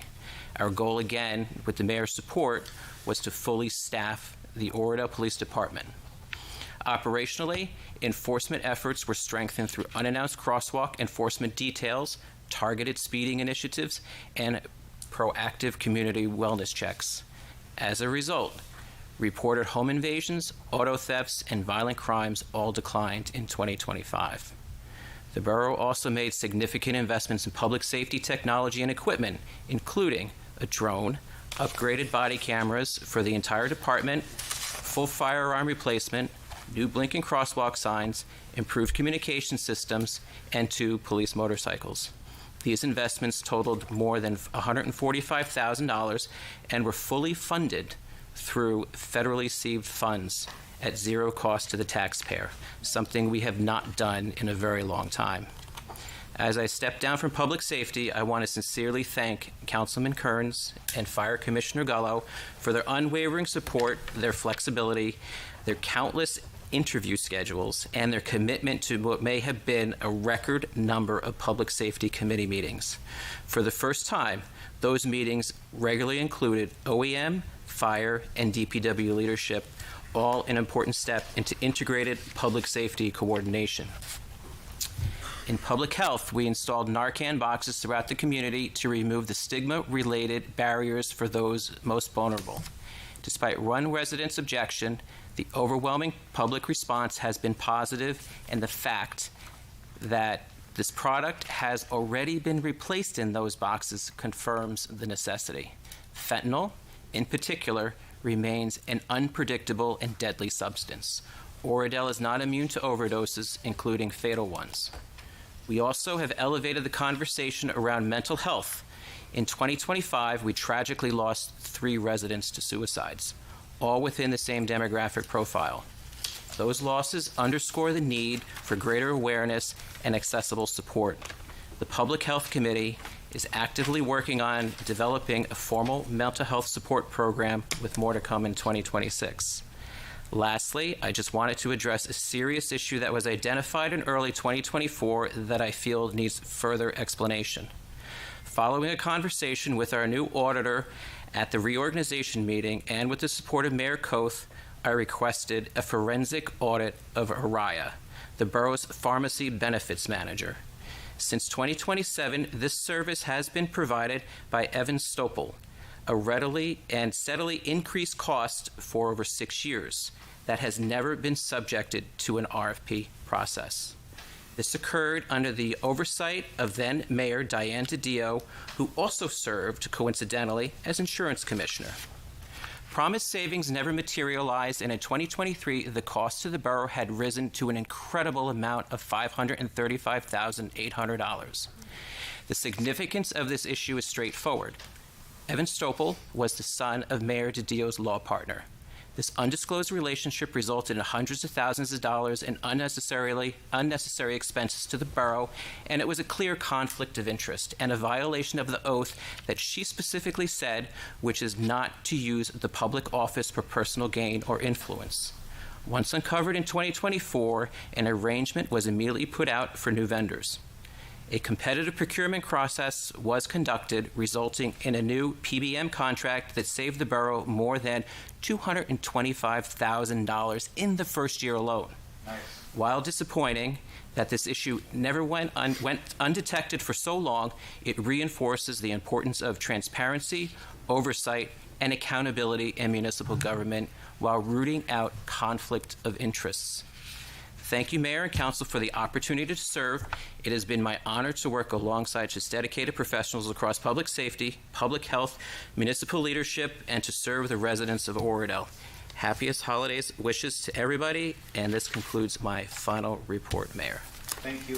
Thank you. Thank you, Councilman Staff. Library, OPTV, Economic Development, Councilman Tashjian. Thank you. I have a brief library report.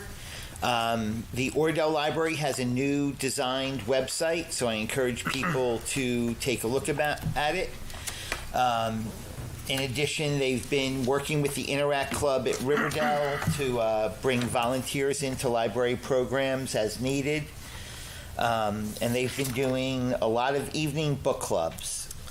Just recently, or actually, I'm sorry, tomorrow they'll be holding a Jane Austen evening in observance of the 250th anniversary of Jane Austen's birth.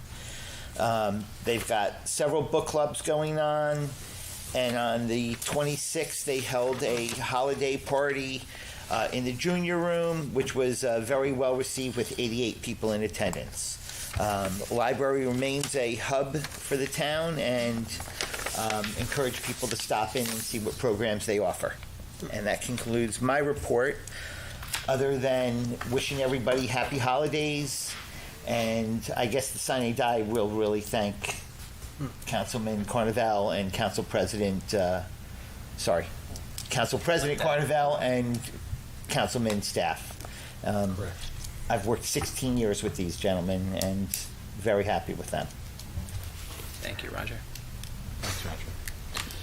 DPW Board of Education, Councilman Kern. Thanks, Mayor. I'll keep this brief. So the DPW met yesterday to discuss a number of topics. First up was winter operations and recent storm response. Storm conditions. The recent storm involved wet and heavy snow, which created difficult plow conditions. Salt usage. Approximately 257 tons of salt were used. About 50 tons will be reimbursed by the county. Fleet and equipment status. Significant mechanical failures. The heavy snow caused a high rate of equipment failure. 8 trucks went down during the storm or immediately after operations. Damages included broken four-wheel drive systems, broken plow frames, hydraulic line failures, and electrical issues. But the department has successfully repaired and returned most of the vehicles to service. Infrastructure and facility projects. So the sewer system DPW yard, a disjointed lateral line was discovered running from the DPW building to the sewer main, located directly beneath the old gas pumps. Since the gas pumps are scheduled for removal, the repair, estimated around $5,000 or $6,000, will be executed simultaneously with the pump removal to save effort. Moving on to Senior Center Kitchen, the renovation is nearly complete. The team is currently waiting on just final electrical work. And lastly, the skating pond. The pond has been filled and frozen over to create a smooth surface for the public use for this winter season. And like everybody else, I'd like to wish the residents Merry Christmas, Happy Hanukkah, Happy third night of Hanukkah, and Happy New Year to all. Thank you. Thank you, Councilman. Fire, Technology, Communications, Recreation, Councilman Goa. This Sunday, the revered Santa Sunday begins at 11 a.m. Be aware and listen to the sirens. Santa will be out and around town starting at 11 a.m. again. The events team, we had a meeting last week to talk about special events for next year.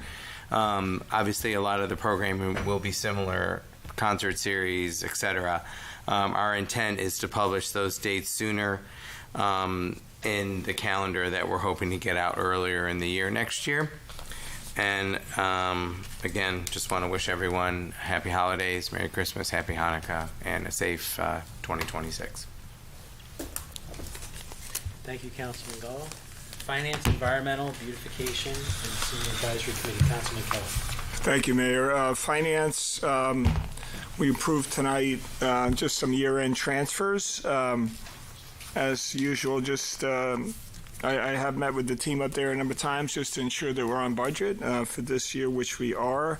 With budgets, department heads are working on a 2026 budgets that we'll get working on early in the new year. And also, I just mentioned that the RFP process is that's slated to go out also. So a fair amount of activity there. I also had the pleasure to meet with a bunch of the folks with the county about shared services with the borough administrator, and hopefully we can share some more news on that and just keep moving forward with that, whether or not it's the county or with our local schools here, just to keep those lines of communication open and how we can all work together and save some money. The environmental committee, we really went from taking down all of the corn stalks to putting up some of the decorations in this room, so it continues to be an active group, and the styrofoam and the plastic bags, etc., are in full swing. Again, we've included a number of community groups in those efforts. I think next Tuesday or Wednesday I have a full energy audit coming to my house, which I guess will be about a 3 or 4 hour free energy audit, and to tell me exactly how inefficient my home is, and recommendations to what we can do to help that out. But that's still up on the borough website. I highly encourage that residents to participate in that, and whether or not to upgrade and to get educated on that. And seniors also continue to be active with a full slate of activities, thanks to our, our team upstairs, our recreation team, etc. One of the residents mentioned I heard the bus trip up to West Point was just fantastic. We're very excited to have Gene Martin join that effort, really in terms of outreach to our seniors, again, who may potentially be in some form of distress, and how we're going to meet them there. So I believe she's going to start very soon, and hopefully we'll hit the ground running with that.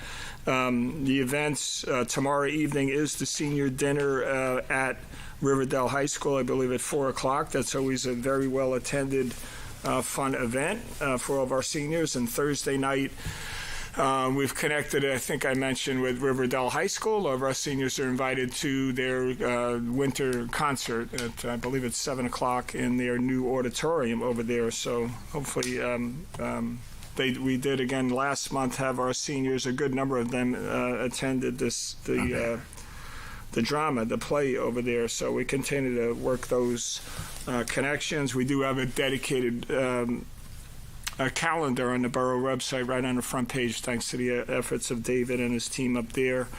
And tomorrow is also a blood drive, I guess, in the senior center from 2 to 7 p.m. And that's all I have, Mayor. Thank you, Councilman Kelly. Mr. Hines, any report this evening? Tonight I do. This was a very long gestation process, but I have a report on the rectory. The borough benefited from a $500,000 grant to be used for a public purpose. Undefined what the public purpose would be. In 2024, the borough heard word that the Church of the Annunciation was looking to sell their rectory. Interesting. It's the property contiguous to ours. The council authorized the borough attorney and the administrator to approach the church. We did. They said they would consider selling to us. First, we needed to do an appraisal. We did the appraisal. The appraisal came in at $606,000. The borough attorney and I went back to the church officials, and we said, we have in hand $500,000 ready to go. Would you consider that? They went back to their diocese, the Episcopal Diocese, the multiple parties that were involved in this. It's truly a miracle we've done this. You have the bishop, you have the rectory, you have the parish officials could weigh in. We finally came to the agreement they would accept $500,000. To make this happen, the borough needed the cooperation of the borough attorney's office and the borough engineer's office and the planning board. So multiple parties. We've crossed all of the hurdles. We hope to close this month We have the title insurance was just completed. We have the wiring instructions ready. We're at the process now of signing documents. It is our hope to have this completed by the end of the year. That's a legitimate expectation. This can be done. I have to thank the mayor and council who authorized this to proceed, and of course my fellow professionals who actually made it happen. So I can't improve on that story. So I would like to wish everybody a Merry Christmas and a Happy Hanukkah, and we hope for a great 2026. Thank you. Thank you, Mr. Hines. Borough Attorney, any report this evening? No report, Mayor. Thank you, Mr. Lafferty. Borough Engineer. I'll be brief. I was going to update you on the MS4 mapping, but that's all taken care of. Did want to update everybody on Summit Road. We're in the process of wrapping up our analysis on that, and we should be issuing a report on our summary of findings and recommendations by the end of this month. So that'll be coming out, and I know Councilman Carnevale or Council President Carnevale will be of interest for you to read it. So we will have it, and you can review it during maybe your mayoralship. Big changes. Yes, yes. So that's all I have to report on this evening. So thank you, Dave. Yep. If there's nothing further to come before the council, I'll entertain a motion to adjourn to the Sinai Die meeting on January 5th, 2026 at 7 p.m. So moved. Second. All in favor? Aye. Any opposed? Okay, thank you. Motion carries. Thank you, everybody.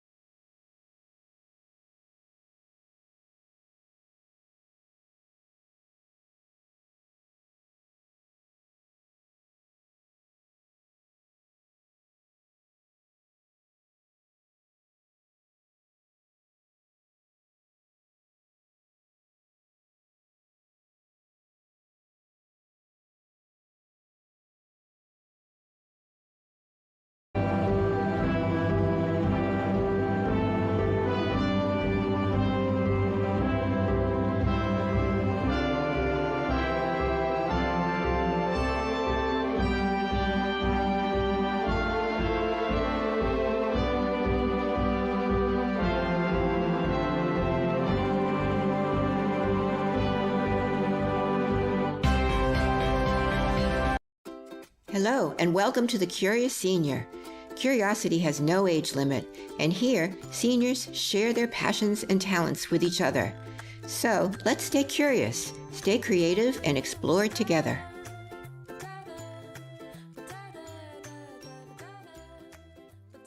Hi, my name is Bob Murphy. I'd like to tell you a little bit about my favorite hobby, and that is being out in nature, getting to view the wildlife, and just plain enjoying myself. When I'm walking outside, there's a lot going on. You're very aware of your surroundings, and it's visual, the sound, the feel of the ground that you're walking on. All of these issues you're taking in around you all the time. The more you understand it, the more you'll realize what you should be looking for in any particular area, whether it be a field or a forest. They all have their particular identity, and being aware of it through self-education or schooling will make you, or make it far more enjoyable to be out there. There are a few things I'd like to show you about this area. Certainly a lot is going on here. There is evidence of previous activity. And it's always interesting to see that and understand what's actually going on when you may not be around. This tree that I'm leaning on here, you can see it's a very odd shape. Something happened to it. You see the straight trunk, and then you get up to this portion here, which is very dead. What happened here is that lightning struck this tree when it was this size. It caused, you see, a scar to go down to the earth. It left one branch on the side still growing, and after this tree was hit by lightning, the carpenter ants came in because there was an open scar. And you can see this is where they nested for years. At the same time, the bark from the tree, you can see how it's growing from deep inside, and it grew out and around. It's trying to heal itself.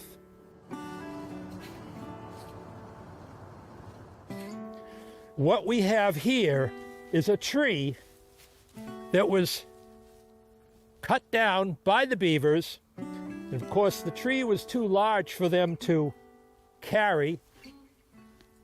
They take all these branches and they stick them into the mud under the ice. So they have their refrigerator storing all their food for the winter. They also use the trees to build a dam and to build their house.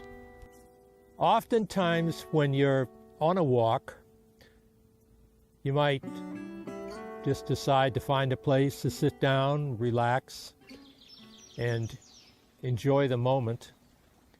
And quite often you'll see more wildlife if you're not moving. It's certainly a good idea to stop and rest once in a while and just enjoy the view and take it all in.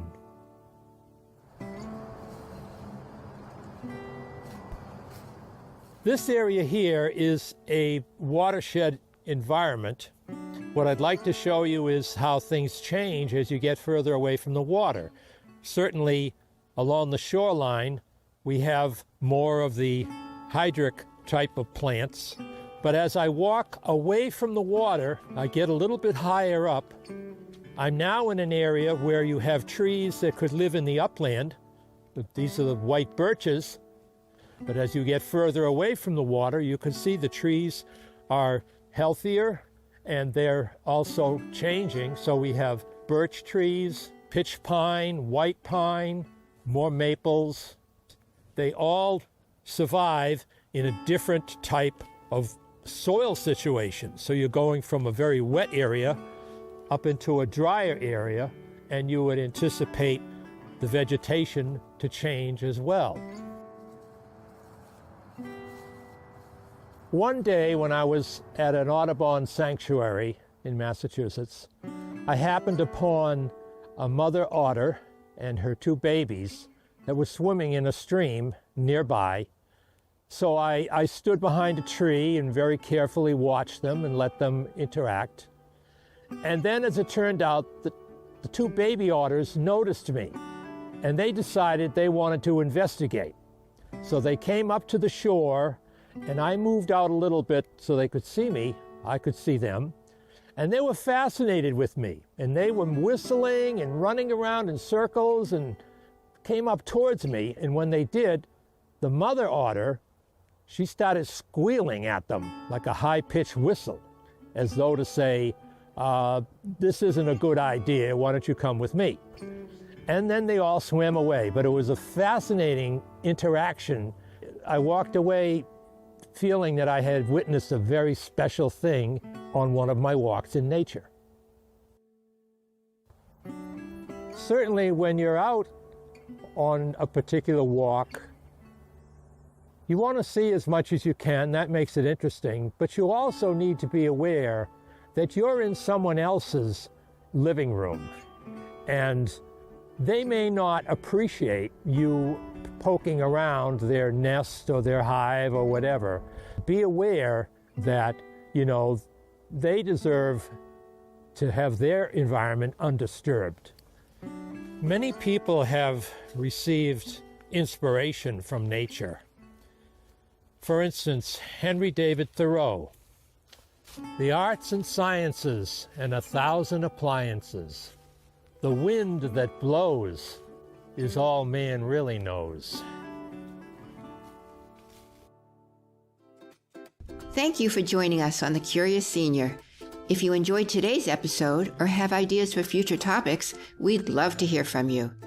Remember, you're never too old to learn something new, and sharing your talents with fellow seniors keeps us all inspired. Stay curious, stay inspired, and we'll see you next time.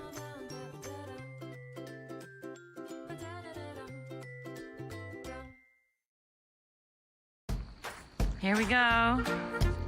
Off on our adventure. Special occasion limo is here, and we're leaving.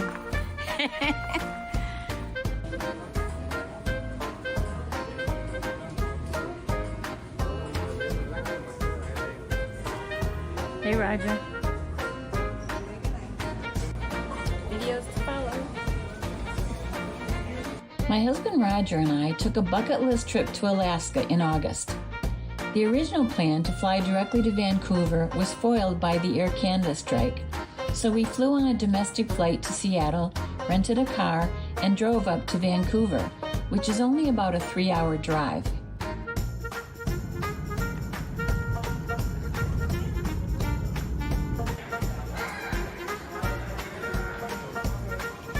Picking up the rental car to Vancouver. The traffic was surprisingly heavy in Seattle, considering it wasn't even rush hour. Although we couldn't spend any time there, we did get to see the Space Needle from the road. Traffic remained pretty heavy, almost to the Canadian border.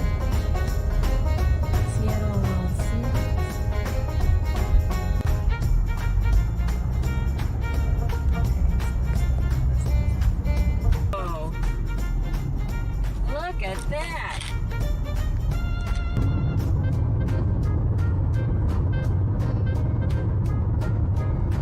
This is so cool. There was a lovely park at the border. Peace Arch Park. We were lucky that we had no line going into Canada.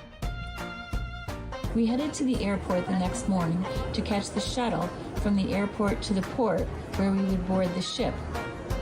The Vancouver airport has lots of fun displays, which we admired before heading to the gathering area that is specifically set aside for cruise lines.